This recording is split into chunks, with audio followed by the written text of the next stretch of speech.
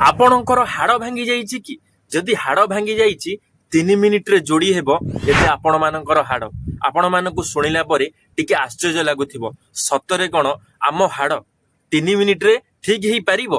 हाँ आज्ञा 3 मिनिट रे ठीक हेई परिबो। आपण मानकु आउ मासे मासे धरी आपणकर हाथ को जोड़िबा पई अपेक्षा करिबाकू पड़िबो नाही। चीन रो वैज्ञानिक माने एबे के एमिति लिक्विड बा अठा बाहर करिसंती जहा द्वारा कि आपणकर हाड़ 3 मिनिट रे ठीक होई परिबो।